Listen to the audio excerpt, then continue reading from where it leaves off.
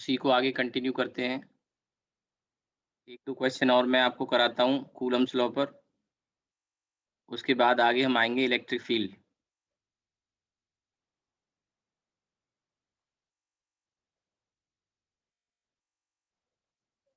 ये question I think मैंने आपसे शेयर किया था कल।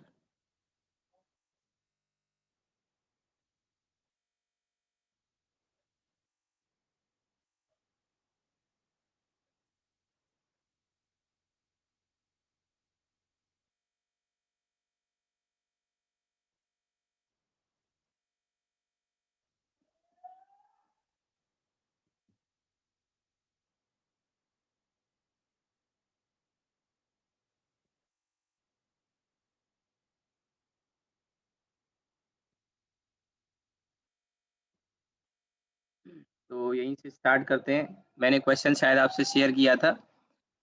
ये क्वेश्चन नीट में आया हुआ है।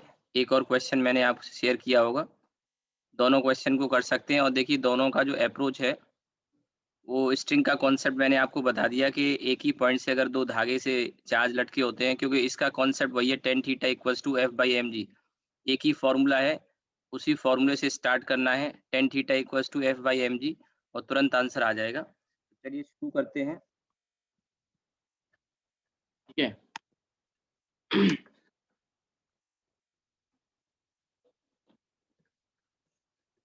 तो सबसे पहले तो यहाँ पे क्वेश्चन क्या है ज़रा पढ़ लें। 2 pith ball carrying equal charges are suspended from a common point by 2 strings of equal length. Pith ball मतलब आप एक तरह से पिथ एक्चुअली क्या है, बहुत हल्का एक मटेरियल कह सकते हो, थर्मोकोल टाइप का, बहुत हल्की बॉल है, ऐसे मान लो थर्मोकोल की बॉल है, बहुत छोटी।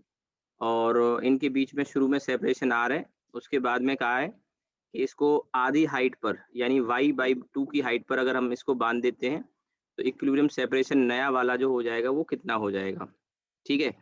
तो ये फिगर में थोड़ा क्लैरिटी नहीं है, मैं बता दूँ ये r डैश आपको निकालना है, ये वाला r डैश निकालना है आपको, r के टर्म्स में, ठीक है? तो बेसिक आइडिया वही है, आपको मैंने बता दिया था कल, कॉन्सेप्ट इसी पे मैंने 2-3 क्वेश्चन कराए, आप इसकी शुरुआत अगर आप करेंगे, तो tan theta equals to F/mg से स्टार्ट कर सकते हैं। अब ये tan theta equals to F/mg कैसे आया, तो वो मैं आपको कल बता चुका हूँ। जैसे यहाँ पे ये एंगल मान लो ये थीटा है, ये एंगल थीटा है, तो यहाँ पे टेंशन के कंपोनेंट जब आपने किए थे, ये इधर mg वेट आ रहा था और यहाँ पे कूलम फोर्स आ रहा था F।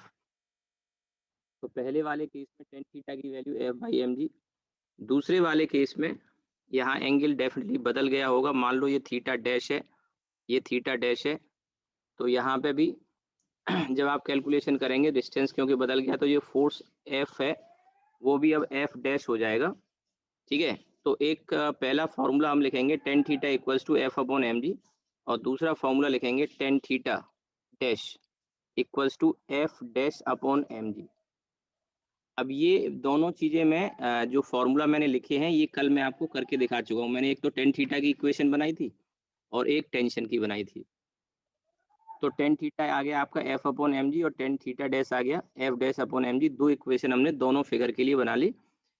अब इसमें देखिए tan थीटा की वैल्यू आप बड़े आराम से निकाल सकते हैं। इस ट्रायंगल में देखें, यहाँ पे ये जो मैं हाइलाइट कर रहा हूँ, ठीक है? ये ट्रायंगल है तो tan थीटा आ जाएगा आपका r/2 अपॉन y। ऐसे ही दूसरे वाले फिगर में r डैश आ जाएगा। तो मैं यहाँ tan थीटा की वैल्यू लिख रहा हूँ r/2 अपॉन y और F अपॉन mg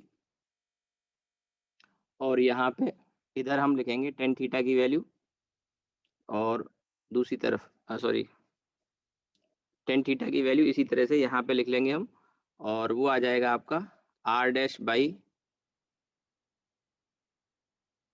2 और y अपॉन 2 और ये इधर आपका f डैश अपॉन mg। ये पहली इक्वेशन और ये दूसरी इक्वेशन, ठीक है? अब आपको करना ये है, क्योंकि हमें बाकी सब चीज़ें एलिमिनेट इसमें से करनी है, हमको r डैश और r को केवल रिलेट करना है, तो फोर्स का जो एक्सप्रेशन है उसको भी हमें रखना पड़ेगा। अब फोर्स की वैल्यू जैसे पहले वाले केस में अगर आप देखेंगे डिस्टेंस r है, चार्ज तो वही q रहा होगा, तो यहाँ से आप इसकी वैल्यू को पुट करके और आगे प्रोसीड कर सकते हैं। तो अब इसमें ये तो टर्म थोड़ा सा सिंप्लीफाई कर लेते हैं और चाहो तो mg या s इनकी वैल्यू को हम इसमें लिख लेते हैं या डिवाइड वगैरह कर लेते हैं। तो जैसे इधर आ जाएगा r/2y इधर वाला पहली इक्वेशन और दूसरी इक्वेशन, तो पहली को दूसरी से हमने डिवाइड कर लिया, r/2y ये आ जाएगा और इधर आ जाएगा r'/y। दूसरी तरफ अगर आप देखें तो ये आ जाएगा f/f' mg से mg चला जाएगा। सिंपल है, मैंने यहीं से स्टार्ट किया है क्योंकि अगर एक आइडिया आपको लग गया तो नेक्स्ट टाइम कभी क्वेश्चन अगर आएगा तो आप इस फॉर्मूले से स्टार्ट कर सकते हैं। tan theta equals to f/mg, f की वैल्यू रखनी होगी। अब इसमें बस आपको वैल्यू सब्स्टिट्यूट करनी है, y से y गया और f की वैल्यू जब आप यहाँ पे लिखेंगे तो f की वैल्यू आ जाएगी k, मान लो चार्ज q था, kq² ये आ जाएगा और इधर kq² r' ये आ जाएगा, तो kq² और kq² आपका ये चला जाएगा। इसके बाद ये बन जाएगा आपका r'² और अब आप इसमें टर्म सेपरेट करेंगे तो ये आ जाएगा r/2 इधर आ जाएगा और इधर से एक r² और अगर ले आएंगे तो r की पावर 3 आ जाएगा। मैं r को दोनों तरीके से बना देता हूँ, ऐसे भी और ऐसे भी, तो वो एक ही r है, आप उसको अलग ना समझें। जैसा मुझे कन्वीनियंट लगता है हाथ से, जैसे जैसे दो वो एक ही चीज़ है r जो मैं बना रहा हूँ, तो आप कन्फ्यूज मत होना उसमें। वो प्रैक्टिस में इसी तरह से कभी कैसे बना देता हूँ, कभी कैसे। तो ये r' इधर आ जाएगा r³ और इधर आ जाएगा आपका r'3। हमको चाहिए था r', तो r' की वैल्यू आ गई r/2 की पावर 1/3। क्यूब रूट हमें लेना, ये आ गया एक्सप्रेशन। तो आपका ये सेकंड वाला ऑप्शन सही हो जाएगा। सेकंड वाला ऑप्शन सही हो जाएगा। किसी बच्चे को अगर कोई डाउट हो, आप हैंड रेज करके पूछ सकते हैं। तो r' की वैल्यू आ गई r/2 की पावर 1/3। ठीक है, ये आपका आंसर आ गया, सेकंड वाला ऑप्शन हो गया। ये क्वेश्चन मैंने ऑलरेडी आपसे शेयर कर दिया था, मुझे ऐसा याद है, शायद ग्रुप में मैंने रात को शायद भेजा भी है, इसी वजह से कि आप एक बार ट्राई करके देखें खुद से। हाँ, शायद मैंने भेजा नहीं है, कोई बात नहीं। मुझे ऐसा याद था कि शायद मैंने शेयर किया है। अब देखिए मैं नेक्स्ट क्वेश्चन पे आ रहा हूँ। आपको अगर नोट करना है या कोई डाउट है तो आप पूछ सकते हैं। ये नीट का ही क्वेश्चन है, नीट 2013। ठीक है, तो आप देखिए क्वेश्चन की हमने शुरुआत उसी एक्सप्रेशन से करी और मैंने आपको कॉन्सेप्ट एक बताया था। एक ही कॉन्सेप्ट पे कई सारे क्वेश्चन आपने देखे। दो इक्वेशन ये थी, आप चाहो तो इसे थर्ड कर लो, इसे फोर्थ कर लो। तो अब हमने क्या किया है, थर्ड को डिवाइड कर दिया फोर्थ से, ये आपका आंसर आ गया। ठीक है, मैं आ रहा हूँ नेक्स्ट क्वेश्चन पर, आप नोट कर लीजिए, स्क्रीनशॉट ले लो। कॉन्सेप्ट लिमिटेड है लेकिन क्वेश्चन बहुत सारे अप्रोच किए जा सकते हैं। आपने अगर नोट कर लिया तो अगला क्वेश्चन ये मैं दे रहा हूँ आपको।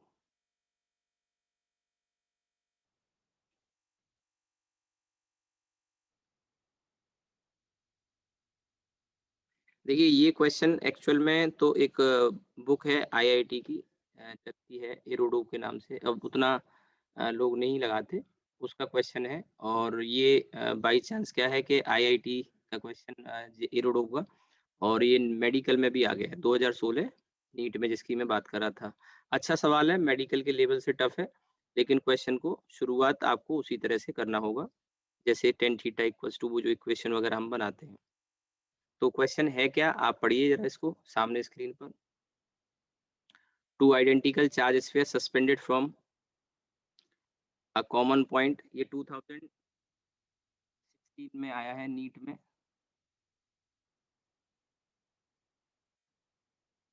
और एरोडो एक बुक है, उसका बढ़िया सवाल है। Two identical charge spheres suspended from a common point by two massless string of length L are initially at a distance d less than L, apart because of their mutual repulsion. The charge begin to leak from both the sphere at a constant rate. As a result, the sphere approach each other with a velocity v. Then v varies as a function of distance x between the sphere as. आपको जो बताना है इसमें कि जो velocity है, जब charge leak करेगा तो दोनों स्फीयर पास आने लगेंगे, तो पास आने की जो वेलोसिटी है, रिलेटिव वेलोसिटी, वो x डिस्टेंस पर किस तरह से डिपेंड करेगी, ये ऑप्शंस दिए हैं 4, इनमें से आपको चूज करना है। तो थोड़ा कैलकुलेशन है और आपको केवल प्रोपोर्शनल बताना है, पूरा एग्जैक्ट एक्सप्रेशन नहीं, प्रोपोर्शन बताना है किसके प्रोपोर्शनल आएगा। ठीक है, तो आप सबसे पहले तो क्वेश्चन को नोट करिए, स्क्रीनशॉट ले लेना। मैं क्वेश्चन को सॉल्व करके दिखाता हूँ क्योंकि थोड़ा सा आपके लेवल से टफ है। अब देखिए इसमें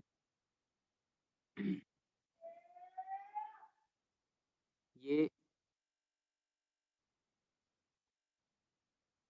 स्ट्रिंग है 2, इनसे ये बंधा हुआ है और किसी जनरल टाइम पर मान लो ये डिस्टेंस x है। क्वेश्चन में दिया है कि डिस्टेंस x है और चार्ज जब लीक कर रहा है, तो लीक करने की वजह से रिपल्शन कम होगा और ये पास आने लगेंगे, तो पास आने की जो वेलोसिटी है वो बतानी है। तो सबसे पहले तो वेलोसिटी जो हमें निकालनी है वो एक्चुअली dx अपॉन dt होगा। ये this we have to calculate actually. तो वेलोसिटी x पे डिपेंड किस तरह से करेगा ये हमें देखना है। v है आपका dx upon dt, dx upon dt, और x यहाँ डिस्टेंस है, कोई जनरल डिस्टेंस है। शुरुआत में डिस्टेंस उसने बताया है कि शुरुआत में जो डिस्टेंस d है शुरू में, और बाद में कोई जनरल डिस्टेंस x है। तो अब शुरू में जो डिस्टेंस दी दिया है, एक बात और दी है कि यहाँ पे जो लेंथ है रस्सी की वो l है, और इसमें जो डिस्टेंस है शुरुआत में वो d बहुत छोटा है। अब देखिए इसका एक एडवांटेज आप ये ले सकते हैं कि ये जो एंगल थीटा आएगा, जैसे अभी मैं इसे थोड़ी देर के लिए अगर d लिखूं, तो ये वाला डिस्टेंस d/2 आ जाएगा। तो जाहिर सी बात है d छोटा है, ध्यान दीजिएगा क्वेश्चन की अप्रोच, पहले तो d लेस देन l है, तो थीटा छोटा होगा। और मैंने पहले भी कई बार बताया थीटा छोटा होता है तो टेन थीटा साइन थीटा को बराबर कह सकते हैं आप। और इस केस में यहाँ पे आप देखेंगे जब d छोटा है तो जाहिर सी बात है x भी छोटा होगा, x कोई जनरल डिस्टेंस है जब कम होता जा रहा है, क्योंकि जनरल के टर्म में ही हम निकालेंगे। तो टेन थीटा की वैल्यू को आप चाहो तो यहाँ से साइन थीटा और टेन थीटा को एक करके लिख सकते हैं, क्योंकि यहाँ पे साइन थीटा की वैल्यू तो आप लिख लोगे डी और एल के टर्म में, टेन थीटा की वैल्यू को भी वही लिखा जा सकता है। यानी मेरा कहने का मतलब है ये आपका d/2l लिखा जा सकता है, d/2l टेन थीटा की वैल्यू। अब टेन थीटा की वैल्यू मैंने d/2l लिखी है, तो टेन थीटा होता क्या है, किसी भी जनरल टाइम पे अगर हम लिखें तो टेन थीटा की वैल्यू जैसे मैंने कहा f/mg, डायरेक्ट याद करो पीछे जो क्वेश्चन में हमने यूज किया, और मैंने बताया भी वही था, बेसिक्स बताई थी, 2 बातें। यहाँ से आप क्वेश्चन की स्टार्टिंग कर सकते हैं, और ये टेन थीटा की वैल्यू f/mg है, टेन थीटा की वैल्यू f/mg है। अब यहाँ चाहो तो किसी जनरल टाइम पे जब डिस्टेंस x रह जाएगा तो उस समय टेन थीटा की वैल्यू x/2l हो जाएगी, x/2l। तो टेन थीटा की वैल्यू एक तो ये आ गई, और अब टेन थीटा की जगह में यहाँ पर मैं ये लिख देता हूँ when d changes to x। तो d चेंजेस टू x जब हो जाएगा तो एक तो ये बन जाएगा x/2l। मैं क्या कह रहा हूँ, d की वैल्यू x हो चुकी है किसी समय, क्योंकि चार्ज जब लीक करेगा तो रिपल्शन कम होता जाएगा और ये स्फीयर पास आते जाएंगे, तो डिस्टेंस बदल रहा होगा, तो जनरल डिस्टेंस x है। तो हमने एक तो लिखा when d tending to x, यानी जब x हो गया है तो टेन थीटा को मैंने लिखा x/2l, d/2l को ऐसे कर दिया। और f की वैल्यू जो हम लिखेंगे तो f की वैल्यू आएगी kq² और mg। भाई फोर्स आएगा रिपल्शन वाला, यहाँ पे फोर्स F है और ये फोर्स F है, डिस्टेंस किसी समय d की वैल्यू क्या हो चुकी है, x हो चुकी है। ठीक है, क्योंकि जनरल वैल्यू लेनी है, ध्यान रहे, तभी तो डिफरेंशिएट कर पाएंगे। जनरल अगर कांस्टेंट d हमने ले लिया तो डिफरेंशिएशन फिर करेंगे तो जीरो आ जाएगा, dx/dt हमें निकालना है। तो एक बात ये आ गई कि यहाँ से x आ गया x/2l, और इधर kq²/x² mg, ये इक्वेशन आई। इसमें आप एक काम कर सकते हैं अब आगे, कि जो हमें x का जो टर्म है उसको इधर ले आते हैं, x³ हो जाएगा, और इधर आ जाएगा kq² और ये 2l, और नीचे आ जाएगा आपका mg। ठीक है, एक ये इक्वेशन आ जाएगी। हमको यहाँ से अब x का एक एक्सप्रेशन दिखने लगा। एक चीज और क्वेश्चन में कहिए कि कांस्टेंट रेट से चार्ज लीक कर रहा है। आप क्वेश्चन देखिए, इसमें क्वेश्चन में कहा है कि कांस्टेंट रेट से चार्ज लीक कर रहा है, इसका मतलब हुआ कि चार्ज लीक करने का मतलब हुआ कि dq/dt ये कांस्टेंट है और लेट मान लो मैंने अल्फा नाम दे दिया, अल्फा कांस्टेंट है, ये गिवन है क्वेश्चन में। अल्फा आपने कहा अल्फा क्यों माना? वो हमको प्रोपोर्शनल में सब इंक्लूड कर देंगे, मेन तो एक्स और उसको रिलेट करना है।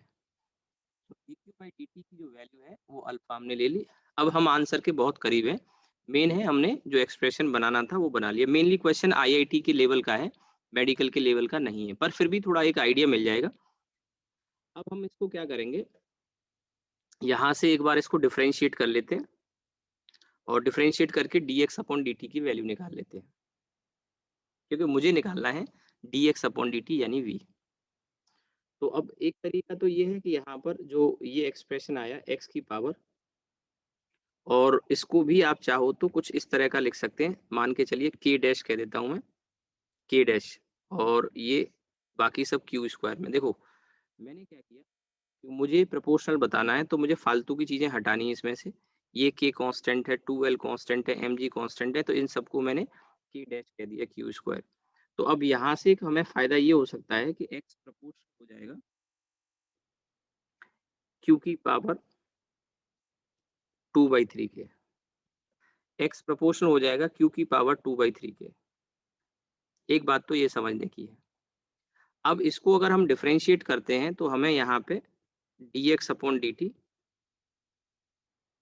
जब मिलेगा, जो कि हमें चाहिए, इसमें क्वेश्चन में हमें निकालना ये वेलोसिटी, तो ये 2/3 आगे आ जाएगा और इसके साथ में q की पावर कितना आ जाएगा, माइनस का 1/3 और dq/dt। किसी बच्चे को दिक्कत हो तुरंत बता देना मुझे। ये जो dq/dt है इसे आप अल्फा कह सकते हैं।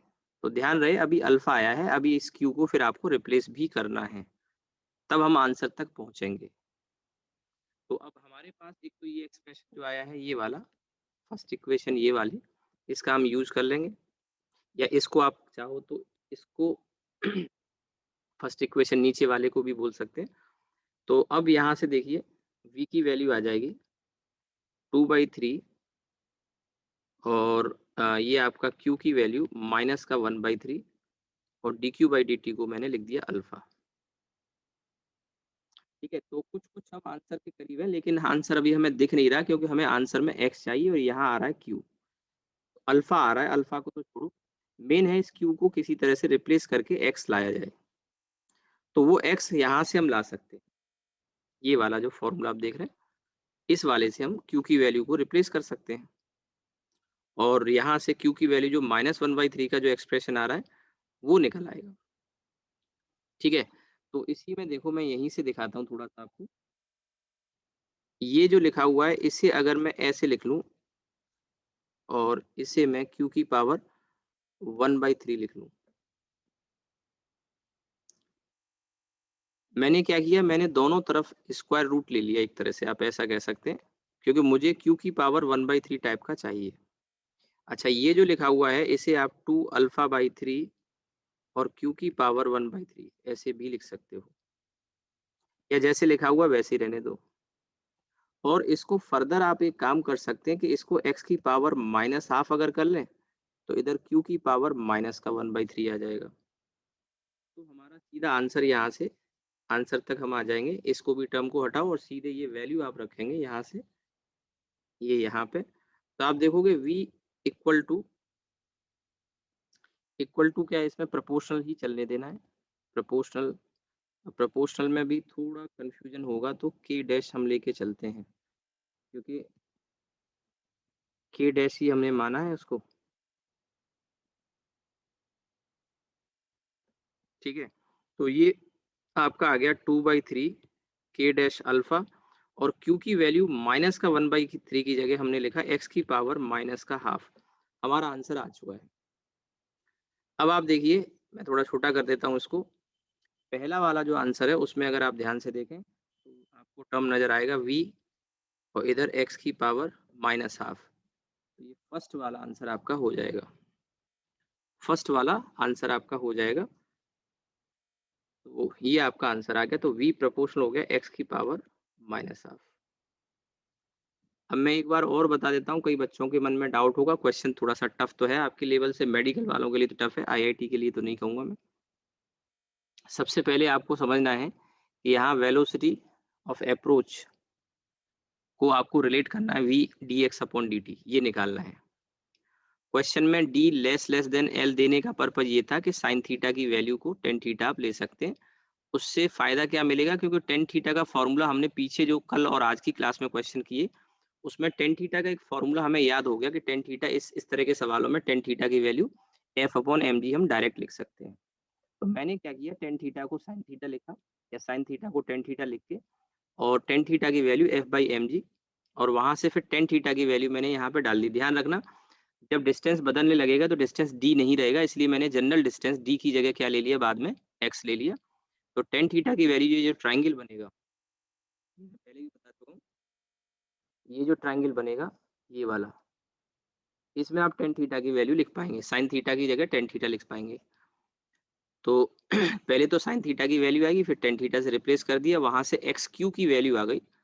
और मेरा इंटरेस्ट था एक्स और क्यू को रिलेट करना, क्योंकि चार्ज लीक कर रहा है, तो चार्ज लीक होने का जो रेट है वो D Q by D T alpha हमने मान लिया, क्योंकि क्वेश्चन में कहा है कि कांस्टेंट रेट से चार्ज लीक कर रहा है, ये एट द कांस्टेंट रेट। अब देखिए, ठीक है, तो वो मैंने अल्फा मान लिया क्योंकि मुझे केवल प्रोपोर्शन में दिखाना है। और इसके बाद ये जो बीच में एक स्टेप हमने लिया है, इसको हमने बाकी चीजों को हटा के कांस्टेंट के डैश मान लिया, और x को हमने फिर यहाँ से रिलेट कर लिया। फिर मैंने क्या किया है, x को एक बार डिफरेंशिएट किया, क्योंकि मुझे dx अपॉन dt यानी v चाहिए था, तो v आ गया dx अपॉन dt। और फिर इसमें एक जो टर्म आया है q की power minus one by three, differentiation आपको आना चाहिए, वो q की power minus one by three मैंने इधर से निकाला। आप इसको दूसरे तरीके से भी करके देख सकते हैं, मेन है x का मैंने स्क्वायर रूट लिया, फिर उसमें पावर दोनों तरफ नेगेटिव की जा सकती है, और सीधे सीधे q की वैल्यू q की power minus one by three को मैंने रिप्लेस कर दिया, तो सीधे हमारा आंसर आ गया। आंसर हमारा हो गया फर्स्ट वाला। ठीक है, तो आप इसको नोट कर लीजिए, अगर किसी को कोई डाउट आ रहा हो क्वेश्चन में तो आप बताइए। मैं और क्वेश्चन इसमें कराऊंगा कूलम्स लॉ में, फिर हम इलेक्ट्रिक फील्ड पर आएंगे आज।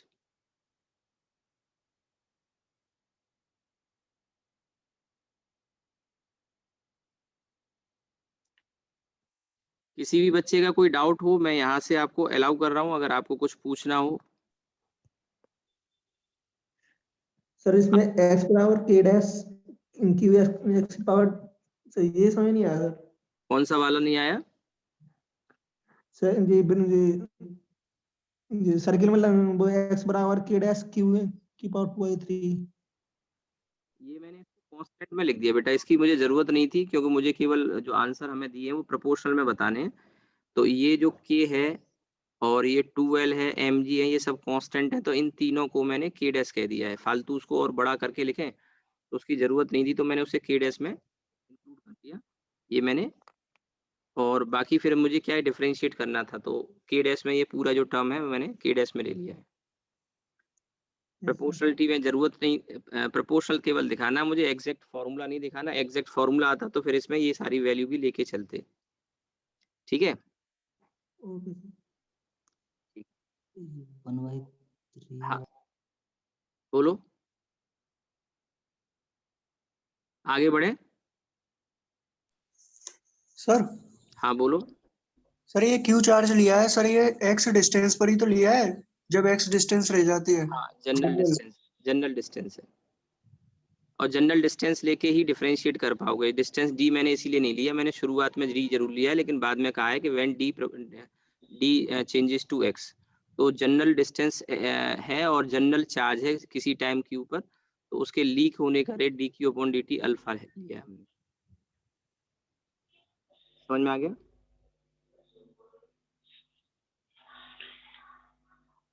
समझ में आ गया?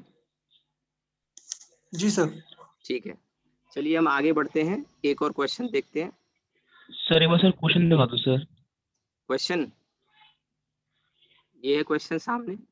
यस सर, सर स्क्रीनशॉट ले लूंगा सर। हाँ, स्क्रीनशॉट ले लो। Yes yes, okay sir. ठीक, चलो आगे बढ़ते हैं। अब देखिए, इसमें एक और क्वेश्चन मैं बताता हूँ, काफी अच्छा सवाल है, और इस तरह के कॉन्सेप्ट के 4 क्वेश्चन फिजिक्स में पूछे जाते हैं। तो पहले मैं एक बताता हूँ, एक अगर समझ में आएगा तो फिजिक्स के 4 अलग-अलग चैप्टर में सेम कॉन्सेप्ट के क्वेश्चन है, ठीक है? वो मैं आपको पहले आइडिया देता हूँ, फिर आप बाकी के चैप्टर के क्वेश्चन भी कर लोगे। अच्छा सवाल है, मेडिकल के लेवल से टफ ही है थोड़ा-सा। देखिए, ये एक रिंग है और रिंग को हमने कुछ चार्ज दे दिया, यूनिफॉर्मली डिस्ट्रीब्यूटेड है।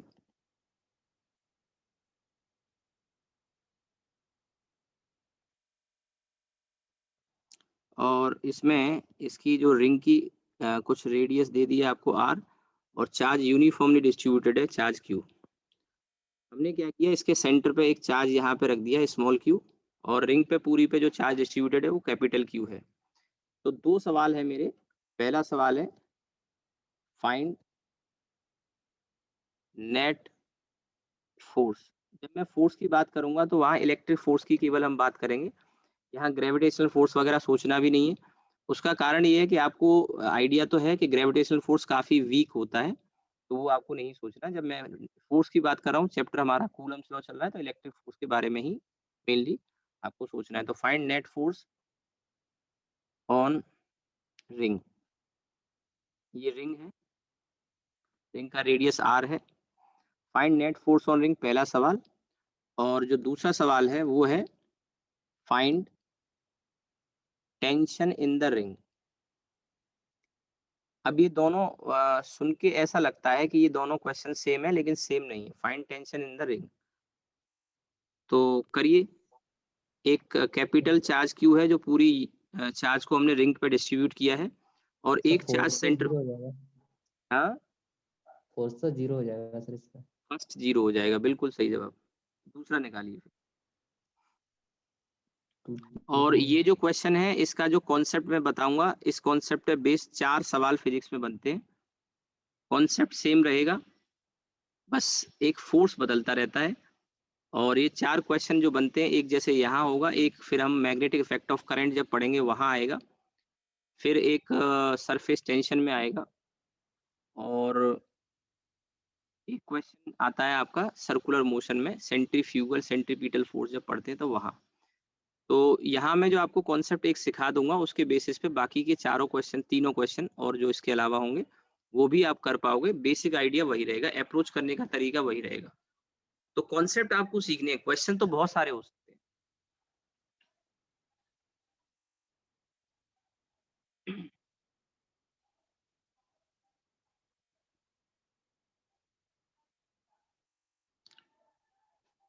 हाँ भाई, किसी को कोई आइडिया आ रहा हो। अभी कुछ बच्चों को तो इसी में कंफ्यूजन हो रहा होगा कि नेट फोर्स और टेंशन सर एक ही चीज तो हो गई, ये तो डिफरेंट कैसे हो जाएंगे। तो ऐसा नहीं है, नेट फोर्स 0 आएगा, बिल्कुल सही जवाब दिया है। लेकिन जो टेंशन है वो 0 नहीं आएगा। मैं इसका थोड़ा सा आइडिया आपको दूं। देखिए, सबसे पहले तो आप थोड़ा सा इसको गौर करें। तो इस रिंग को हम छोटे छोटे चार्जेस में डिवाइड कर लेते हैं, डी क्यू टाइप के, जैसे ऐसे छोटे छोटे चार्ज हैं यहाँ पे डी क्यू टाइप के। तो ये सभी जो डी क्यू टाइप के मैंने छोटे छोटे टुकड़े दिखाए, ये जो सेंटर में चार्ज क्यू रखा हुआ है, ये क्या करेगा, इन सब पे फोर्स लगाएगा। इसको ऐसे रिपेल करेगा, इसको ऐसे रिपेल करेगा, इसको ऐसे रिपेल करेगा, इसको ऐसे रिपेल करेगा। तो पूरी रिंग पे आप देखेंगे ये चार्ज जितने भी होंगे, ये सब क्या होगा, सिमेट्री में जो फोर्स एक्सपीरियंस करेंगे तो वो फोर्स क्या हो जाएंगे, कैंसिल आउट हो जाएंगे। क्योंकि आप देखेंगे कोई भी एक चार्ज आपने डी क्यू लिया है तो उसके दूसरी तरफ डायमेट्रिकली अपोजिट पॉइंट पर। अब डायमेट्रिकली अपोजिट पॉइंट से मेरा मतलब क्या है, जैसे कि एक चार्ज यहाँ पे हमने छोटा सा लिया डी क्यू, वही टोटल चार्ज क्यू में से ही छोटा सा एक चार्ज डी क्यू है, और एक चार्ज हमने यहाँ ले लिया डी क्यू। तो इस पे जो फोर्स आएगा, एक इस तरफ आएगा और एक इस तरफ आएगा, ये दोनों फोर्स कैंसिल आउट हो जाएंगे। ऐसे ही यहाँ पे अगर आप एक ले रहे हैं फोर्स, तो एक इधर भी आएगा फोर्स, वो कैंसिल आउट हो जाएगा। ऐसे अगर आप यहाँ लेंगे तो एक इधर भी आ जाएगा, क्योंकि पूरी रिंग पे चार्ज यूनिफॉर्मली डिस्ट्रीब्यूट। थोड़ा सा अच्छा सवाल तो है, टफ भी है, और मैं इजी भी करा रहा हूँ, टफ भी करा रहा हूँ। आपको सब तरह के क्वेश्चन आने चाहिए। अप्रोच का तरीका आपका अगर बनेगा, अच्छे से कंसेप्ट डेवलप होंगे, तो फिर आपको और टफ सवाल भी आप कर पाएंगे। तो ये क्या होगा, सिमेट्री में सारे charges cancel out, sorry forces जो होंगे डी एफ टाइप के, जो डी क्यू कहेंगे, वो कैंसिल आउट हो जाएंगे। तो फर्स्ट वाले पार्ट को तो करने की जरूरत नहीं है। फर्स्ट वाले पार्ट को तो आप ऐसे ही, जो मैंने अभी बोला, उसी तरह से आप इसको एक्सप्लेन करके बता सकते हैं कि जो चार्ज होंगे वो उन पे लगने वाले जो फोर्स होंगे वो सिमेट्रिकली अपोजिट डायमेट्रिकली जो अपोजिट पॉइंट होंगे उन पे जो फोर्स आएगा, जैसे ये DF आ गया तो इसके अपोजिट में इधर भी DF आएगा। EF छोटा सा फोर्स जो DQ चार्ज पे लग रहा होगा इस रेड वाले चार्ज की वजह से जो सेंटर पे रखा हुआ है, ये क्या करेगा, रिपेल करेगा। ऐसे ये जो DF आएगा और ये वाला जो DF आएगा ये भी सिमेट्री में कैंसिल हो जाएंगे। तो हमेशा हमें एक फोर्स DF के लिए एक दूसरा पेयर मिलेगा, पेयर में एक दूसरा फोर्स मिलेगा DF, जो क्या करेगा, उसे कैंसिल आउट कर देगा। अब कैंसिल आउट करेगा तो नेट फोर्स तो 0 हो गया। लेकिन जरा सोच के देखिए कि ये रिंग में एक खिंचाव आ रहा होगा, ये रिंग एक्सपेंड करना चाह रही होगी। सोच के देखो कि एक रिंग आपको दे दी जाए और उस रिंग को आप खींचे बाहर की तरफ, तो नेट फोर्स तो 0 होगा क्योंकि रिंग कहीं जा नहीं रही है, लेकिन रिंग में एक खिंचाव आ जाएगा। वो जो मैं खिंचाव कह रहा हूँ, टेंशन जो मैं कह रहा हूँ, वो टेंशन हमको निकालना है सेकंड वाले पार्ट में। रिंग के अंदर एक टेंशन आ जाएगा, रिंग के अंदर एक टेंशन आ जाएगा, वो टेंशन की वजह से ये रिंग थोड़ा सा खिंचाव महसूस कर रही है, फोर्स की वजह से एक टेंशन आएगा, तो ये रिंग एक्सपेंड भी करेगी थोड़ा सा, इसकी रेडियस में भी थोड़ा सा चेंज आएगा। तो एक तीसरा सवाल भी बनाया जा सकता था इसमें, और तीसरा सवाल को आंसर करने के लिए पहले सेकंड वाले का जवाब हमें पता होना चाहिए। तीसरा क्वेश्चन ये हो सकता था कि आपसे पूछ लेता क्वेश्चन में कि fractional change in radius of the ring, यानी कि रिंग की जो रेडियस में फ्रैक्शनल चेंज होगा वो कितना होगा, क्योंकि जब खिंचाव आएगा, तनाव आएगा, तो इसकी रेडियस, डायमीटर, सरकमफ्रेंस सब थोड़ा सा बढ़ जाएंगे। तो डेल्टा R बाई आर पूछ लेता तो, लेकिन उसके लिए क्वेश्चन में फिर आपको एक दो चीजें और दे देगा, जैसे जो रिंग है इसका जो वायर है, मटेरियल है, उसका यंग्स मॉडुलस दे देगा, और जो वायर है उसका क्रॉस सेक्शनल एरिया दे देगा, एरिया वगैरह। तो वो थर्ड वाला पार्ट अगर मैं पूछूं तो वो आसान हो जाएगा। मेन इसमें सबसे अच्छा पार्ट है सेकंड वाला, वो हम समझेंगे। फर्स्ट वाले पार्ट को करने की जरूरत नहीं, उसको एक्सप्लेन जैसे मैंने किया है बिल्कुल वैसे ही आप 2 लाइन लिख के उसको समझा सकते हैं, समझ सकते हैं। ठीक है, हम आएंगे इसमें टेंशन वाले पार्ट पे, और तो उसी का K into Q upon 2 pi R square. अच्छा टेंशन निकाला तुमने? Yes sir. Sir, ठीक है, K into Q upon 2 pi R square. ठीक है, चलो चेक करते हैं। तो अब सबसे पहले तो इसका अप्रोच समझेंगे, टेंशन कैसे निकालते हैं। और जो भी क्वेश्चन आएगा, मैंने कहा ना फिजिक्स में 4 सवाल ऐसे बनते हैं, और उन चारों में टेंशन जब पूछेगा तो सबका तरीका अप्रोच करने का यही होगा, जो मैं अब बताने जा रहा हूँ, आपको सिखाने जा रहा हूँ। हर क्वेश्चन को इस तरह के जो आएंगे, मैंने आपको चैप्टर के नाम भी बताए, एक ये हो गया, एक आप मैग्नेटिक इफेक्ट ऑफ करंट में पढ़ेंगे। जब किसी मैग्नेटिक फील्ड में, परपेंडिकुलर मैग्नेटिक फील्ड में करंट कैरिंग कॉइल को आप रख देंगे, तो उस कॉइल में भी वहाँ टेंशन पूछेगा आपसे। सरफेस टेंशन में एक क्वेश्चन बनेगा। इसके अलावा सेंट्रीफ्यूगल फोर्स, सेंट्रीपिटल फोर्स जब सर्कुलर मोशन में पढ़ते हैं, तो किसी रिंग को मान लो किसी एक स्मूथ टेबल पर हम अगर घुमा दें, तो घूमने की वजह से उसका हर टुकड़ा एक बाहर की तरफ सेंट्रीफ्यूगल फोर्स एक्सपीरियंस करेगा, जिसकी वजह से उसमें टेंशन आ जाएगा। तो उन सब क्वेश्चन को करने का तरीका सेम होगा, केवल एक फोर्स जो DF है ना, इसकी वैल्यू बदलती रहती है। जैसे यहाँ पे कूलम वाला फोर्स आएगा, मैग्नेटिक इफेक्ट ऑफ करंट में मैग्नेटिक फोर्स आ जाएगा। फिर सर्कुलर रिंग वाला जो पार्ट मैं बोल रहा हूँ, उसमें फिर वहाँ सेंट्रीफ्यूगल फोर्स का फॉर्मूला लिखेंगे। बस ये बदलता रहता है। तो सबसे पहले इसको समझिए कैसे हम इस तरह के क्वेश्चन को करते हैं। तो ये वाला पार्ट तो मैं हटा देता हूँ, इसका एक मैं छोटा सा टुकड़ा लेता हूँ, रिंग का एक छोटा सा टुकड़ा, इसी रिंग का एक छोटा सा मैंने टुकड़ा लिया, ये वाला, ये बहुत छोटा सा, जैसे ये वाला जो पार्ट है ना, ये वाले पार्ट को मैं यहाँ दिखा रहा हूँ, बहुत छोटा सा टुकड़ा है, और इसमें कुछ चार्ज है DQ टाइप का, और ये यहाँ पर सेंटर पे कुछ एंगल बना रहा होगा। बहुत छोटा टुकड़ा है, ध्यान रहे, तो एंगल भी बहुत छोटा होगा।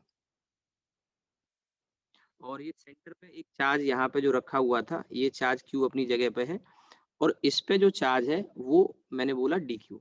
तो इन दोनों के बीच में एक रिपल्शन वाला फोर्स आ रहा होगा, और क्योंकि चार्ज बहुत छोटा हमने लिया टुकड़े का, तो इस फोर्स को भी मैं बहुत छोटा बोलूंगा, DF। ठीक है, ये DF की वजह से ये टुकड़ा टूट के जाना चाहता है, लेकिन नियर बाई, अगल बगल के जो चार्ज है और जो इसके रिंग के टुकड़े हैं, वो इसको बांधे रखेंगे। तो यहाँ पर इसकी लेंथ के अलोंग एक टेंशन आएगा, ये जो मैं ब्लू में दिखा रहा हूँ, ये टेंशन आएगा। ध्यान रखना, टेंशन हमेशा लेंथ के अलोंग होता है, रस्सी में टेंशन हमेशा लेंथ के अलोंग होता है। तो टेंशन टेंशन लेंथ के अलोंग में, ये ब्लू में जो दिखा रहा हूँ ये टेंशन है। ये टेंशन मिल कहाँ से रहा है, इसके अगल बगल जो इसके रिंग के टुकड़े हैं वो इसको जाने नहीं दे रहे, कस के पकड़े हुए हैं। तो ये टेंशन आ गई टी और टी दोनों साइड में।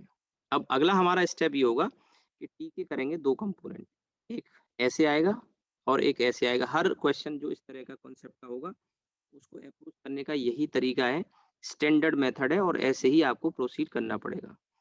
अब इसमें क्या है कि जैसे मैंने कहा कि ये जो टुकड़ा मैंने लिया है बहुत छोटा लिया है, तो यहाँ जो एंगल भी आएंगे वो भी काफी छोटे आएंगे। टोटल जो एंगल हमने लिया, मान लो उसको डी थीटा ले लें या थीटा ले लें, तो थीटा ध्यान रहे बहुत छोटा है। मान लो मैंने थीटा ही ले लिया और यहाँ मैं लिख भी देता हूँ थीटा वेरी स्मॉल। ये भी थीटा है और ये भी थीटा है, तो ये थीटा अगर होगा तो ये भी थीटा होगा।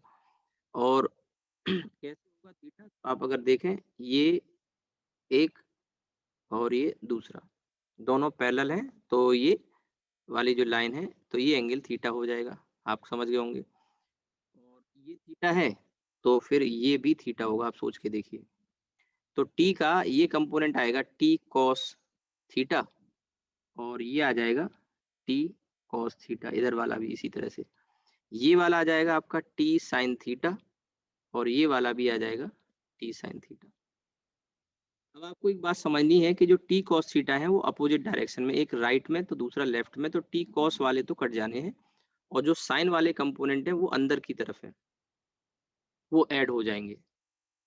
ये ऐड होके पता है क्या करेंगे, ये जो डीएफ वाला फोर्स था जो इसे तोड़ के ले जाना चाहता है टुकड़े को, ये डीएफ वाले फोर्स को बैलेंस करने का काम कौन करेगा, टी साइन थीटा और टी साइन थीटा मिलके। क्योंकि डीएफ तोड़ के ले जाना चाहता है तो ये टेंशन क्या करेगा, इसमें रस्सी में जो टेंशन आया है वो क्या करेगा, इसे बैलेंस कर देगा, रोक देगा। तो यहीं से शुरुआत होती है, और ये एक स्टैंडर्ड स्टेप आता है 2t साइन थीटा किसके बराबर हो गया, डीएफ के।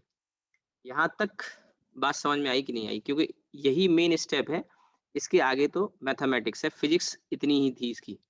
ये मेन चीज है समझने की। अगर किसी बच्चे को यहाँ तक डाउट हो तो बताओ, क्योंकि ये हर क्वेश्चन की शुरुआत इसी फॉर्मूले से ही होगी। किसी को भी कोई डाउट आ रहा हो यहाँ तक तो बताए।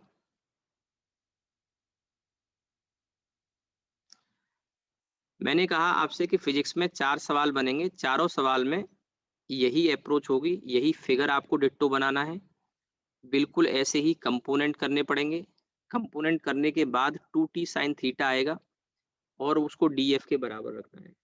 अब जो 4 क्वेश्चन है उनमें चेंज क्या आता है, चेंज आता है यहाँ राइट साइड में जो डीएफ है ना, इसकी वैल्यू लिखने में बस। अभी यहाँ कूलम फोर्स है, ये जो डीएफ वाला फोर्स है वो कूलम फोर्स या इलेक्ट्रिक फोर्स है। जब हम मैग्नेटिक इफेक्ट में क्वेश्चन करेंगे तो ये फिर वो BIL वाला फॉर्मूला लग जाएगा, F = BIL का फॉर्मूला पड़ा होगा करंट कैरिंग कॉइल का। जब हम सर्कुलर मोशन का क्वेश्चन कर रहे होंगे सेंट्रीपिटल सेंट्रीफ्यूगल, तो वहाँ सेंट्रीफ्यूगल फोर्स का फॉर्मूला m⍵² वाला लग देंगे डीएफ की जगह।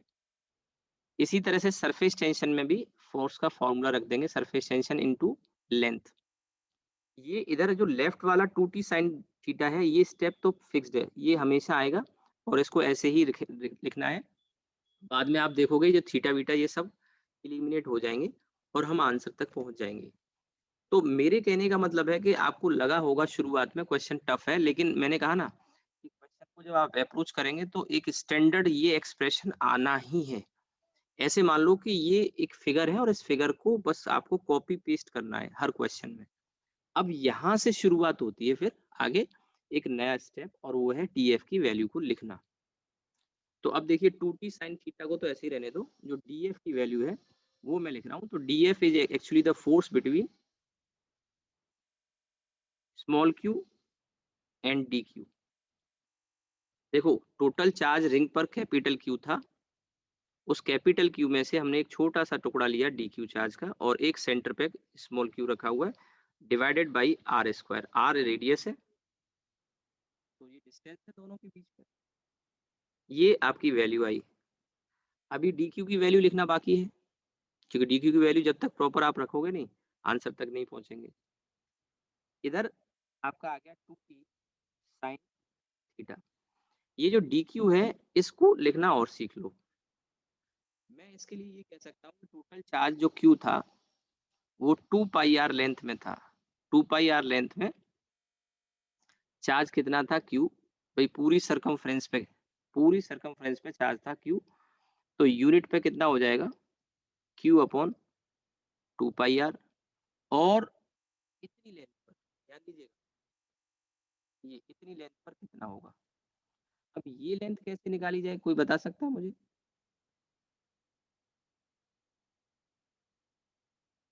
एक सर्किल अगर ये हो और सर्किल में आपसे इतनी लेंथ अगर पूछी जाए ये वाली, तो ये आप लेंथ जानते हो कि नहीं जानते हो? L equals to r theta होती है भाई। Yes sir. हाँ, yes L sir. Equals to r theta. हाँ, अब एक चीज पे गौर करना थोड़ा सा यहाँ पे, ये जो थीटा नहीं है ये 2 थीटा है। हमने जो एंगल लिया, ध्यान से देखना, मेरा जब पेन चल रहा है, ये 2 थीटा एंगल लिया हमने। हम चाहें तो Yes, sir. थीटा लेके तो थीटा/2 भी ले सकते थे। तो हमको जो लेंथ एक्चुअली चाहिए, जिसमें हमें चार्ज चाहिए dq, वो लेंथ L की value sorry R into 2 theta होगी कि नहीं होगी? किसी बच्चे को डाउट हो, सर। ये देखो टोटल एंगल 2 थीटा है, ये R है, ये R है, और ये छोटी सी बात है, अगर समझ गए होंगे। तो 2 पाई आर में चार्ज Q है, यूनिट में इतना होगा, तो L में कितना होगा? L इसी को कह रहा हूँ मैं, छोटा सा जो टुकड़ा है, तो ये आ जाएगा L अपॉन 2 पाई आर और इंटू L, और L की वैल्यू हम लिख लेते हैं Q upon 2 pi r into L की वैल्यू कितनी हो गई? R into 2 theta. बोलिए, इसमें R चला गया, 2 चला गया, और हमारे पास ये जो आया है चार्ज, यही है dq जो हमें चाहिए था।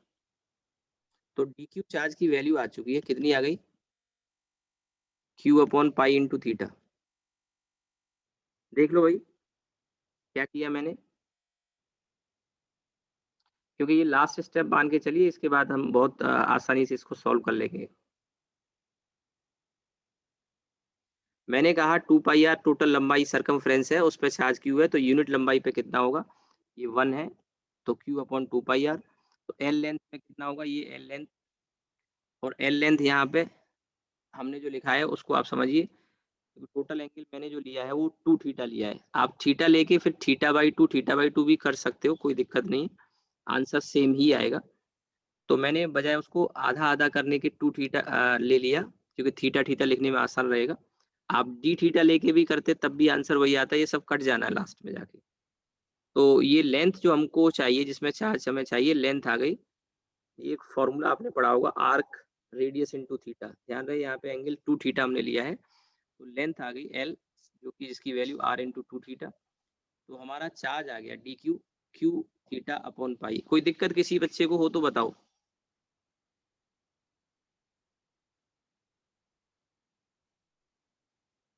KQ और जो dq है, dq की value Q theta upon pi और इधर R स्क्वायर। ठीक है, अब देखिए थीटा बहुत छोटा है, शुरू में ही मैंने लिख दिया है। थीटा छोटा होता है तो क्या होता है भाई? बोला करो यार, थोड़ा बहुत तो मैंने इतना सिखाया है आपको।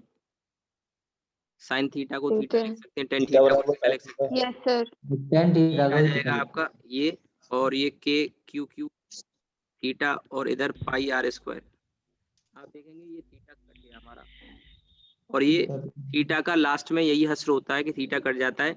एक स्टैंडर्ड स्टेप है 2t साइन थीटा, जो लेफ्ट में आप देख रहे हो ना 2t साइन थीटा, ये लास्ट में साइन थीटा में से थीटा चला जाता है, मतलब थीटा हट जाता है, और ये आपका फाइनल आंसर आ चुका है। टेंशन आ गई। टेंशन का फॉर्मूला आप जिन बच्चों ने सॉल्व किया हो वो अपना आंसर चेक कर सकते हैं।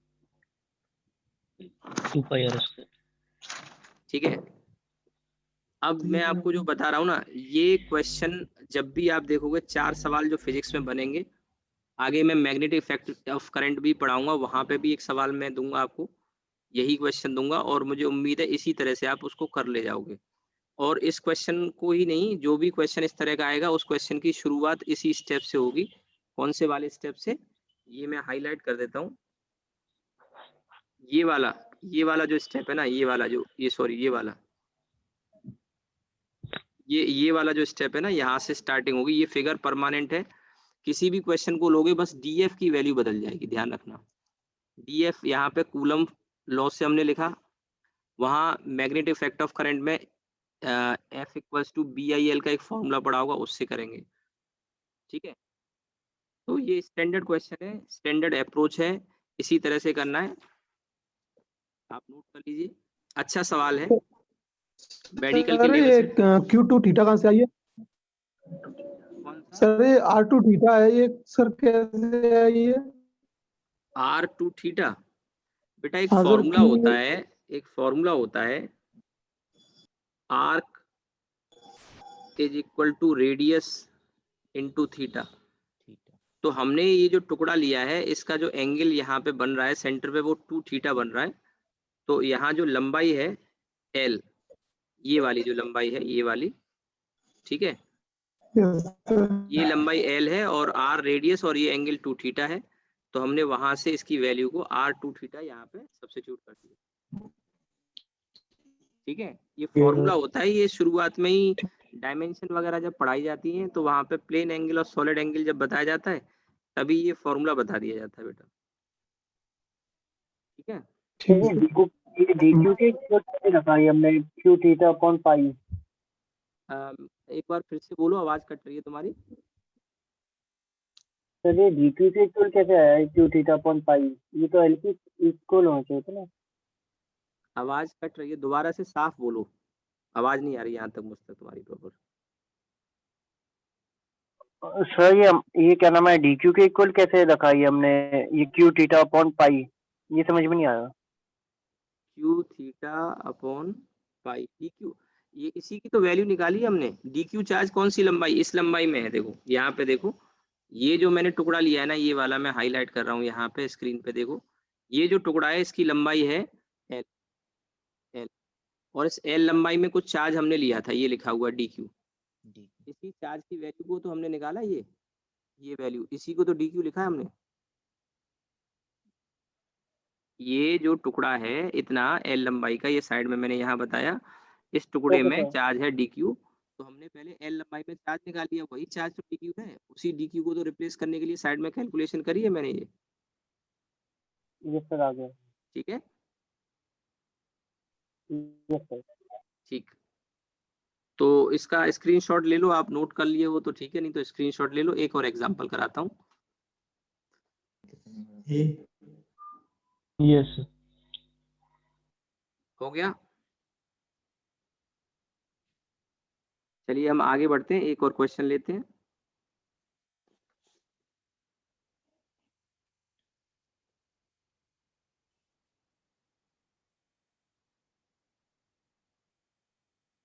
तो देखिए 3 point charges,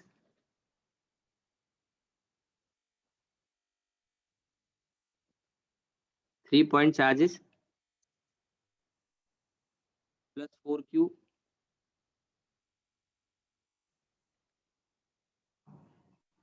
comma q and plus q are placed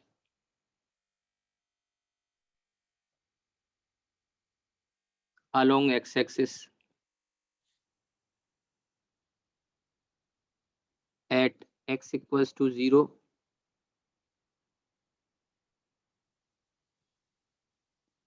comma L by 2 and L respectively,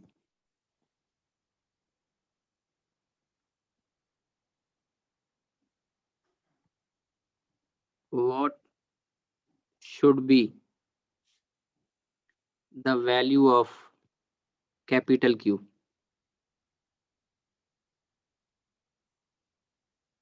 so that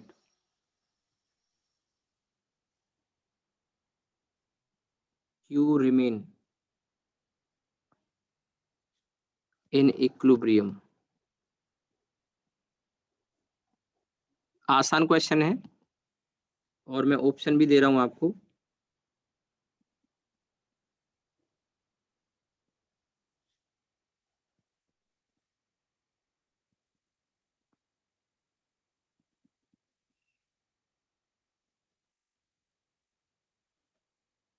3 point charge है plus 4Q, capital Q plus Q, और उनको एक्स एक्सिस पे लोकेशन दे दिए 0,L/2, L पर रखे गए हैं। तो कैपिटल Q की वैल्यू बतानी है आपको कि जो स्मॉल q है वो इक्विलिब्रियम में रहे। अगर आपको नहीं समझ में आया है तो मैं फिगर भी थोड़ा सा बता देता हूँ, बना देता हूँ।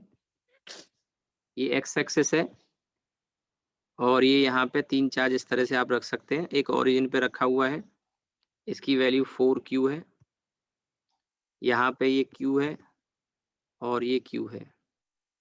इनकी लोकेशन बता रखी है, एक ओरिजिन पर ये y एक्सिस मान लो, ये x एक्सिस है, तो ये x इक्वल्स टू 0 पे रखा हुआ है, ये x इक्वल्स टू L/2 पे रखा हुआ है और ये x इक्वल्स टू L पे। आपको बताना है कि ये जो कैपिटल Q है इसकी वैल्यू क्या होगी। ये आंसर्स दे दिए नीचे कि जो स्मॉल q वाला जो चार्ज है जो x इक्वल्स टू L पे रखा है वो इक्विलिब्रियम में रहे। अब कुछ बच्चों को इक्विलिब्रियम का आइडिया ना हो तो मैं बताऊं, इक्विलिब्रियम का मतलब है नेट फोर्स 0 हो जाए उस पे, और नेट फोर्स 0 ही करना है मेन आपको। आसान क्वेश्चन है बट थोड़ा सावधानी से आपको करना है, केयरफुली। -Q कौन सा वाला? -Q -Q। चलिए A देखते हैं ए वाला। Yes sir. अच्छा चलिए देखते हैं। तो सबसे पहले आपको यहाँ पे एक बात समझनी होगी कि इक्विलिब्रियम में कहने का मतलब है कि जो स्मॉल q का जो चार्ज है उस पर नेट फोर्स हमको 0 करना है। अब नेट फोर्स 0 कैसे होगा ये देखने के लिए आपको सबसे पहले ये देखना है कि जो 4Q का जो चार्ज है वो इसे रिपेल करेगा इस डायरेक्शन में, मान लो, और ये फोर्स जो लगा रहा है वो F1।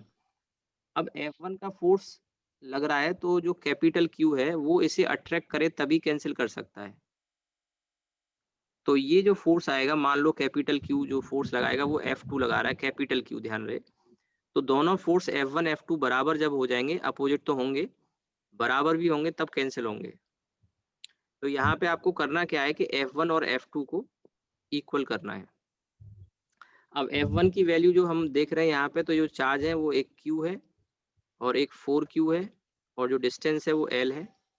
दूसरी तरफ देखें तो F2 जो फोर्स है वो कैपिटल Q ने लगाया स्मॉल q पर और डिस्टेंस L/2 है, ये ध्यान रहे, ये वाला। तो ये आपका आ जाएगा L²/4। यहाँ K से K जाएगा, Q से Q जाएगा, L² से L² जाएगा, ठीक है। और इसमें हाँ धर्मित बोलो। अरे कैपिटल क्यू डायरेक्शन समझ में नहीं आई। आवाज आ रही है तुम्हारी, गूंज रही है। हाँ क्या कह रहे हो? Capital Q? कैपिटल क्यू की वजह से F2 की डायरेक्शन। बेटा स्मॉल q पर हमें नेट फोर्स 0 करना है इक्विलिब्रियम में। तो जो 4Q ये वाला जो चार्ज है, ये वाला, ये इस पे जो फोर्स लगाएगा F1 वो अवे लगाएगा, क्योंकि दोनों एक जैसे नेचर के हैं, ये भी प्लस का है और ये भी प्लस का है, ये तो क्वेश्चन में दिया है। अब F2 का जो डायरेक्शन है वो टुवार्ड्स होगा तभी तो कैंसिल आउट होगा। अच्छा, मतलब कैपिटल क्यू डायरेक्शन नहीं पता, नेचर नहीं पता। नहीं, नेचर पता होता तो वो ऑप्शन में जो 4 दिए हैं आपको प्लस माइनस के, वो क्यों दिए? वही तो पता करना है क्वेश्चन में, साइन के साथ साथ। अब ये कैंसिल आउट हो जाएगा और ये यहाँ पे इधर बचा आपका 4Q और इधर ये 4, ये 4 से 4 गया तो Q हमसे क्वेश्चन में पूछा था, Q की वैल्यू ये आ गई। अब Q की वैल्यू जब ये आती है तो हमें आंसर दिखाई देता है B वाला, जबकि आंसर B वाला नहीं होगा, आंसर होगा A वाला। और ये क्वेश्चन देने का पर्पज मेरा ये नहीं था, कई बच्चे सोच रहे होंगे कि इतना आसान सा क्वेश्चन दे दिया, और इसमें गलती भी करते हैं हम। मेन चीज आपको जो समझनी थी वो ये है कि हमको चार्ज पहले ही डिसाइड कर लेना है कि पॉजिटिव होगा कि नेगेटिव होगा। अब अगर आप कैलकुलेशन से निकालेंगे तो ये आंसर आएगा, और इस आंसर के आते ही बच्चा बी वाला आंसर टिक कर देगा, जो कि गलत हो जाएगा, क्योंकि कैपिटल Q जो चार्ज है जो हमें बताना है, इसकी वैल्यू बतानी है, उसका साइन भी बताना है। और ये कॉमन सेंस की बात है कि फोर्स कैंसिल करने हैं तो F2 फोर्स अट्रैक्टिव होना चाहिए, और अट्रैक्टिव तब हो सकता है जब ये वाला जो चार्ज है ये कैसा हो, नेगेटिव हो। लेकिन अगर कैलकुलेशन से निकालोगे तो जाहिर सी बात है, आप जब फॉर्मूला लगाते हो तो उसमें थोड़ी साइन रखते हैं, तो यहाँ ये अपने आप प्लस के साथ में आएगा, और प्लस वाला ऑप्शन भी बी वाला दिया है जो कि आंसर नहीं होगा। आंसर कौन सा होगा? ए वाला। और ये साइन आपको पहले ही मन में डिसाइड कर लेना है कि क्यू का जो कैपिटल क्यू है उसका जो साइन है वो नेगेटिव होगा, क्योंकि F1 तो रिपल्सिव ही आएगा। 4Q का जो चार्ज है ये वाला, ये इस स्मॉल q को रिपेल करेगा, तो कैपिटल Q का जो चार्ज है वो इसे अट्रैक्ट करेगा, यानी F2 फोर्स टुवार्ड्स होगा, तभी तो कैंसिल होंगे अपोजिट डायरेक्शन में। और कैंसिल होने के लिए, अट्रैक्टिव होने के लिए Q जो कैपिटल वाला है उसका साइन नेगेटिव होगा। ये बात आपको पहले ही डिसाइड कर लेनी है, क्योंकि जो आंसर आएगा यहाँ से कैलकुलेशन के बाद वो आंसर में तो प्लस आएगा, लेकिन ऑलरेडी आपको ये डिसाइड कर लेना है कि जो साइन आएगा वो नेगेटिव आएगा। मेरी बात समझ में आई? क्योंकि इस तरह के क्वेश्चन में सिली मिस्टेक्स होती हैं, और इसका सही आंसर ए होगा, ना कि बी। जल्दबाजी में हम गलती कर जाते हैं। ठीक है, बात समझ में आ गई कुछ?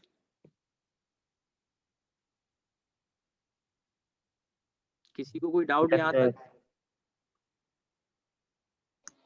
No sir. चलिए, अब हम आते हैं कूलम्स लॉ पे। तो कई क्वेश्चन हमने कर लिए और बाकी प्रैक्टिस आपको करनी है। इसके बाद हम आते हैं इलेक्ट्रिक फील्ड। इलेक्ट्रिक फील्ड, इसके बाद इलेक्ट्रिक फील्ड लाइंस के बारे में पढ़ेंगे, फिर फ्लक्स के बारे में, पोटेंशियल, ये सब चीजें। तो अब देखिए, सबसे पहले इसमें आगे बढ़ते हैं हम। नोट करना है तो कर लो, स्क्रीनशॉट ले लो आप इसका।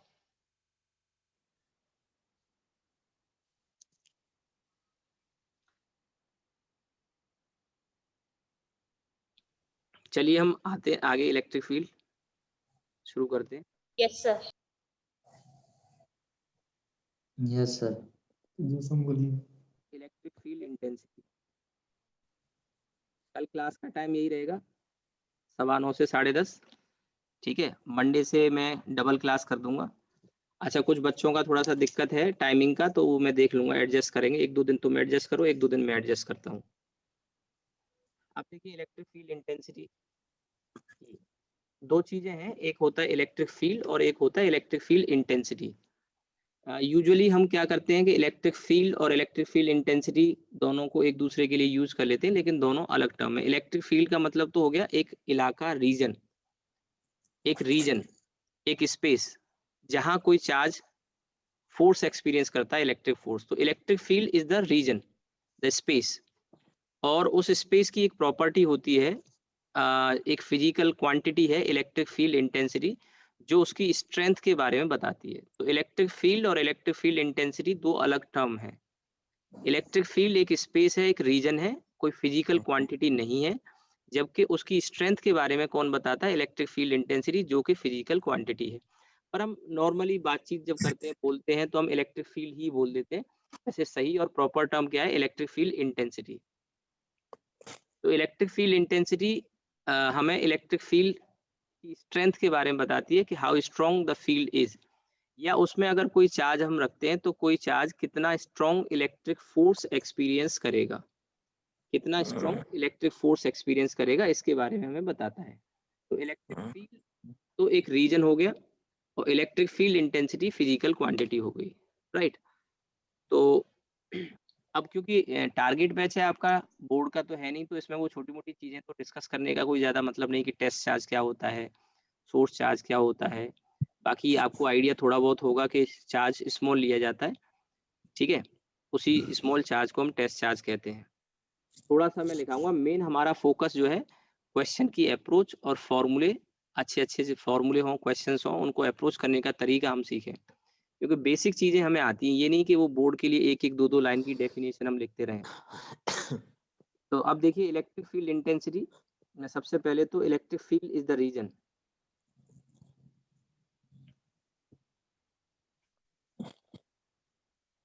electric field is the region where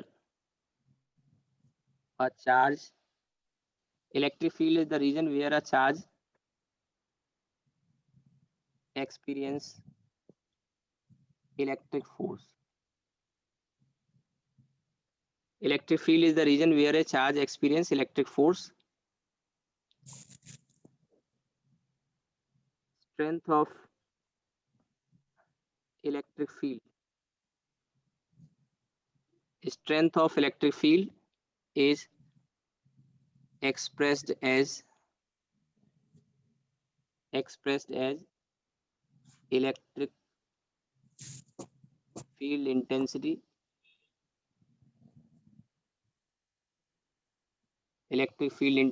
E, which is defined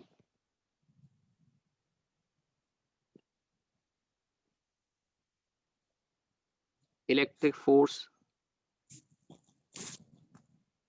per unit charge, which is defined as electric force per unit charge. मैं repeat कर देता हूँ.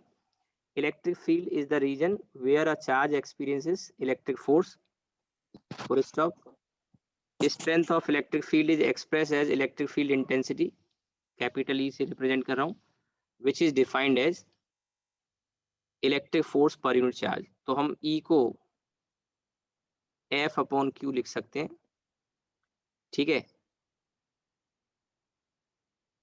और यहाँ पे ये जो Q होता है ये बहुत छोटा चार्ज लिया जाता है, इसे टेस्ट चार्ज कहते हैं.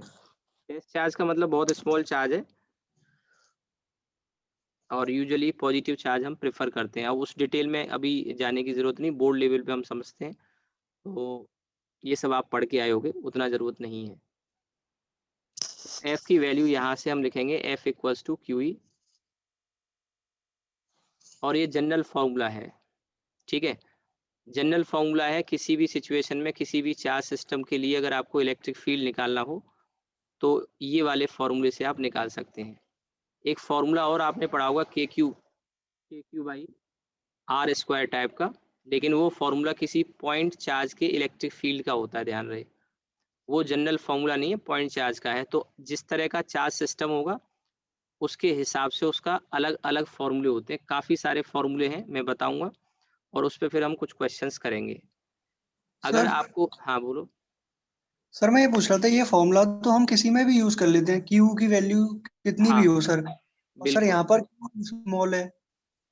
नहीं, वो बिल्कुल ठीक है, लेकिन जब हम इलेक्ट्रिक फील्ड को डिफाइन करते हैं तो मैंने वही कहा था कि 12th लेवल पे तुम ये सब पढ़ के आए होगे. जैसे यहाँ पे एक चार्ज रखा हुआ है, किसी में भी यूज करते हैं बिल्कुल, क्योंकि हम चार्ज को एज्यूम करते हैं, चार्ज को रखते नहीं है.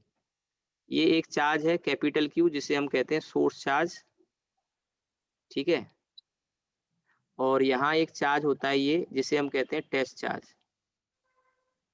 अब अगर आप इस पे फोर्स कैलकुलेट करते हो तो फोर्स प्योरली इस कैपिटल Q का आना चाहिए इस पे. अब कैपिटल Q का प्योरली अगर आएगा तो आपको न तो आप इसको होल्ड कर सकते हो, ठीक है. होल्ड करोगे तो आपने अभी एक फोर्स लगा दिया, तो हम इस चार्ज को, टेस्ट चार्ज जो होता है ये बहुत छोटा लिया जाता है. इससे छोटा लेने से क्या होगा, जो फोर्स आएगा वो काफी स्मॉल आएगा. स्मॉल आने से क्या होगा कि जो इनके बीच का जो डिस्टेंस है R, वो बहुत धीरे धीरे चेंज होगा, क्योंकि जब आप इसको फोर्स को कैलकुलेट कर रहे होगे तो फोर्स लगने की वजह से चार्ज मूव करेगा, और मूव करेगा तो डिस्टेंस वेरी करेगा, और डिस्टेंस वेरी करेगा तो फोर्स की कैलकुलेशन प्रॉपर नहीं हो पाएगी. तो टेस्ट चार्ज जो लिया जाता है वो बहुत छोटा लिया जाता है. और क्योंकि हम जो फोर्स निकालते हैं वो पर यूनिट चार्ज निकालते हैं, तो पर यूनिट चार्ज में तो चार्ज छोटा हो या बड़ा हो, यूनिट चार्ज पे निकाल रहे हैं ना, तो चार्ज कितना भी छोटा हो या कितना भी बड़ा हो. आई थिंक मेरी बात शायद समझ में आई हो तुम्हें. जी सर, आगे. अब देखिए इसमें इसकी जो ऐसा यूनिट हम यहाँ पे लिखेंगे वो यहीं से ऐसा यूनिट भी आप लिख सकते हैं, और ऐसा यूनिट आ जाएगी ई की न्यूटन पर कूलम, या दूसरा एक और यूनिट होता है वोल्ट पर मीटर, ठीक है. तो हम सबसे पहले इसमें यहाँ जो शुरुआत करेंगे वो एक सबसे सिंपल फॉर्मूला है, वो है पॉइंट चार्ज का. ध्यान रखना, ये जो फॉर्मूला मैंने लिखा है ये एकदम जनरल फॉर्मूला है, किसी भी चार्ज सिस्टम के लिए आप इसको लगा सकते हो. लेकिन अब जो मैं बताने जा रहा हूँ वो फॉर्मूला पॉइंट चार्ज के लिए है, और यहाँ काफी सारे केसेज में बताऊंगा, फॉर्मूले बताऊंगा, वो फॉर्मूले आपको सब ध्यान रखने, क्योंकि आगे न्यूमेरिकल में वो काम आएंगे. तो सबसे पहले तो इसमें इलेक्ट्रिक फील्ड का जो डायरेक्शन है, वेक्टर क्वांटिटी है, तो इलेक्ट्रिक फील्ड का जो डायरेक्शन होता है, तो यहाँ पे जैसे ये प्लस Q चार्ज है, इस प्लस Q चार्ज की वजह से इस पॉइंट पे जो फील्ड आएगा उसकी डायरेक्शन अवे होती है, पॉजिटिव चार्ज से अवे, और नेगेटिव चार्ज की वजह से टुवर्ड्स, पॉजिटिव चार्ज की वजह से अवे और नेगेटिव चार्ज की वजह से टुवर्ड्स। तो ये इलेक्ट्रिक फील्ड ई टुवर्ड्स और ये इलेक्ट्रिक फील्ड ई अवे। आपको दो बातें ध्यान रखनी, अवे फ्रॉम पॉजिटिव चार्ज और यहाँ टुवर्ड्स द नेगेटिव चार्ज। ठीक है, बाकी तो डायमेंशनल फॉर्मूला अगर आपको निकालना हो तो डायमेंशनल फॉर्मूला तो आसान है। इलेक्ट्रिक फील्ड का फोर्स अपॉन चार्ज है, तो फोर्स का तो आपको पता है mlt -2 और अपॉन चार्ज यानी at, तो -3 और a -1।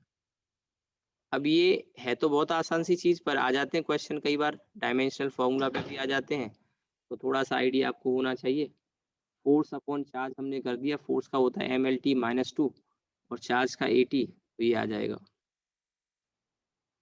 इसके बाद इलेक्ट्रिक फील्ड का सबसे पहला फॉर्मूला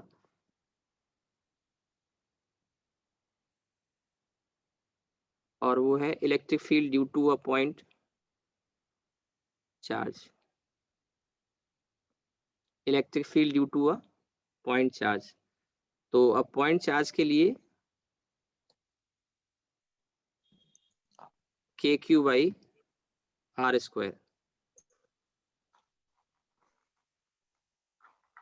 KQ/R²। और इसमें आपको जो समझना है वो ये है कि E प्रोपोर्शनल है 1/R² के, यानी कि अगर हम डिस्टेंस को डबल करेंगे तो इलेक्ट्रिक फील्ड 1/4 हो जाएगा। अगर हम डिस्टेंस को डबल करेंगे तो इलेक्ट्रिक फील्ड 1/4 हो जाएगा। तो इसका एक ग्राफ प्लॉट किया जा सकता है, E और R के बीच में ग्राफ प्लॉट किया जा सकता है। क्या लगता है आपको कैसा आएगा? Sir rectangular hyperbola. Sir rectangular hyperbola like. हाँ, लाइक होगा, रेक्टेंगुलर हाइपरबोला नहीं होगा। अगर 1/R आता तो होता वहां पे। तो रेक्टेंगुलर हाइपरबोला होता। और अभी आगे पोटेंशियल जब हम पढ़ेंगे तो पॉइंट चार्ज के पोटेंशियल में आएगा V proportional to 1/R, yes तो सर। वो रेक्टेंगुलर हाइपरबोला होगा। और ये दोनों क्वेश्चन नीट में और IIT में आ चुके हैं, ग्राफ के क्वेश्चन आ चुके हैं। और बाई चांस क्या था कि दोनों ग्राफ एक ही में बना रखे थे, उसमें सही ग्राफ चुनना था, आपको 4 ऑप्शन दिए थे। दोनों क्वेश्चन आ चुके हैं, पोटेंशियल और इलेक्ट्रिक फील्ड का R के साथ वेरिएशन का। अभी देखिए मैंने ये जो बनाया है ग्राफ, इसमें E और R में R जब बढ़ेगा तो इलेक्ट्रिक फील्ड कम होगा। तो अब इसमें एक जो रेड वाला पार्ट मैंने बनाया और दूसरा जो आएगा वो यहाँ आएगा इस तरह से। सर अगर इलेक्ट्रिक फील्ड और पोटेंशियल सर ऐसे ग्राफ आया था तो फिर उसमें पता कैसे चला था कि ये इसका ये उसका उसकी स्टीपनेस को दोनों देखते एक हैं। ही टाइप होते हैं। हाँ, होते एक जैसे हैं, लेकिन मैंने जब पीछे ग्राफ पढ़ा दिया है तुम्हें, तो वहां मैंने दोनों को स्टडी करना बताया था। अब जैसे तुमने पूछा तो मैं बताता हूँ कैसे दोनों को डिसाइड करेंगे। सबसे पहले तो इसको समझ लो पहले, फिर मैं दूसरे वाले को भी क्लियर करता हूँ। ये दो पार्ट मैंने बनाए, एक राइट में और एक लेफ्ट में। ठीक है, इसको आप ऐसे समझ लो कि जैसे यहाँ पे एक चार्ज रखा हुआ है, ये चार्ज है Q, तो इस चार्ज Q की वजह से फील्ड इस डायरेक्शन में आएगा और इस तरफ इस डायरेक्शन में आएगा, away from the positive charge है ये, तो अवे फ्रॉम। तो मैंने जो ग्राफ बनाया है ये दो पार्ट में बनाया है, एक ऊपर बनाया है एक नीचे बनाया है। ये जो ऊपर बनाया है तो क्योंकि इस वाले जो डायरेक्शन को मैंने क्या लिया है, इधर वाले को पॉजिटिव लिया है और इधर वाले डायरेक्शन को क्या लिया है, नेगेटिव। तो नेगेटिव वाला पार्ट मैंने नीचे बनाया ये वाला, और पॉजिटिव वाला पार्ट मैंने ऊपर बनाया। चार्ज को आप यहाँ पे रखा हुआ मान सकते हैं ओरिजिन पर। ओरिजिन पर है तो ओरिजिन के राइट में आप देखेंगे फील्ड की डायरेक्शन राइट में होगी, और राइट वाले डायरेक्शन को पॉजिटिव ले रहे हैं, इसलिए ग्राफ हमने ऊपर बनाया, आर वाली जो लाइन है उसके ऊपर। और ओरिजिन के लेफ्ट में जब आप देखेंगे तो फील्ड की डायरेक्शन लेफ्ट में आएगी, लेफ्ट वाली डायरेक्शन को हमने नेगेटिव लिया, तो नेगेटिव को नीचे दिखाया हमने। ये बात समझ में आई या कोई डाउट है किसी को?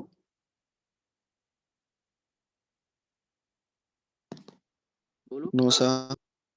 अब देखो एक क्वेश्चन ये पूछा इसने विष्णु ने कि अगर मान लो पोटेंशियल का भी ग्राफ हो और इलेक्ट्रिक फील्ड का भी ग्राफ हो तो दोनों में कैसे जज करेंगे कौन सा ग्राफ किसका है। तो थोड़ा सा आइडिया तो आपको पहले से है कि पोटेंशियल का फॉर्मूला पॉइंट चार्ज का होता है KQ/R, इतना तो पढ़ा होगा। और यहाँ V प्रोपोर्शनल टू 1/R है तो इसका ग्राफ रेक्टेंगुलर हाइपरबोला होगा और E का जो ग्राफ है वो रेक्टेंगुलर हाइपरबोला तो नहीं लेकिन उसी टाइप का होगा। अब यहाँ अगर दोनों ग्राफ एक ही में आ जाए तो कैसे डिसाइड करोगे, तो मैं पहले एक ही क्वाड्रेंट में समझा देता हूँ, दोनों में जरूरत नहीं पड़ेगी। और ये मैंने जब आपको 11th क्लास में जब ग्राफ वाला पार्ट चल रहा था तो वहां मैंने छोटी छोटी बातें बताई भी थी। तो पहली बात तो इन दोनों ग्राफ को जब बनाएंगे तो ये ग्राफ एक दूसरे को ऐसे कट मारेंगे। अब सवाल ये है कि इनमें से कौन सा ग्राफ V का है और कौन सा ग्राफ E का है, क्योंकि वहां जब ग्राफ बने आते हैं तो या तो उनकी नंबरिंग कर देता है 1 और 2 ऐसे लिख देता है, या फिर वो क्या करता है कि एक को डार्क लाइन में और एक को डॉटेड लाइन में बना देगा, उनमें से आइडेंटिफाई जैसे करना होगा। तो आपको इसमें ये देखना होता है कि इसमें R के वेरिएशन के साथ में कौन तेजी से बदल रहा है और कौन धीमे से बदल रहा है। जैसे कि मैंने कहा कि डिस्टेंस को अगर मैं 2 गुना कर दूं, ऐसे लॉजिक लगा सकते हो आप। डिस्टेंस को अगर मैं 2 गुना कर दूं तो पोटेंशियल आधा हो जाएगा और इलेक्ट्रिक फील्ड 1/4 हो जाएगा। बोलो। Yes sir. तो तुम मुझे बताओ, अगर मैंने डिस्टेंस को दुगुना किया यानी R को मैंने बढ़ा के 2R कर दिया तो मैंने देखा कि पोटेंशियल तो V/2 हो गया और इलेक्ट्रिक फील्ड E/4 हो गया। तो तेजी से गिरावट किस में हुई? इलेक्ट्रिक फील्ड में। इलेक्ट्रिक फील्ड में, ठीक है। तो अगर तेजी से गिरावट इलेक्ट्रिक फील्ड में हुई है तो ऐसे सोचो कि पहले ये डिस्टेंस ये था R0, बाद में इसकी वैल्यू 2R0 हो गई। तो तुम्हारे हिसाब से वैल्यू में किसके में ज्यादा चेंज आया होगा, कम किसका ज्यादा? पहले वाले। अब मैं जो पूछ रहा हूँ कि जैसे इसमें पहले और दूसरे में, तो पहला E का है कि V का है? ई का। ई का। E का। और ये किसका हो गया? V का। V का। तो अब आगे दिक्कत आएगी, अगर इस तरह का ग्राफ आ जाए तो आप ये लॉजिक लगा के देख सकते हैं कौन तेजी से बदल रहा है। ठीक है, क्लियर है? Yes sir. ये आपको प्रीवियस ईयर के क्वेश्चंस में मिल जाएगा ग्राफ का, और दोनों में आ चुका है। IIT एडवांस में भी आया हुआ सवाल है, काफी पहले आया था, और मेडिकल में भी आ चुका है। ठीक है। Yes sir. अब देखिए इसमें और भी क्वेश्चंस बनेंगे, और फॉर्मूले पहले मैं बताता हूँ, फिर कुछ क्वेश्चंस हम करेंगे इसमें। ठीक है। और वैसे टाइम हो गया तो आज की क्लास को हम रोकते हैं। ओके ठीक है, सर। चलिए आज यहीं रोकते हैं। कल मैं और इसमें फॉर्मूले, कल क्लास का टाइम सेम रहेगा। Okay sir. ठीक है, ओके चलिए सर। आज रुकते हैं। Thank you sir.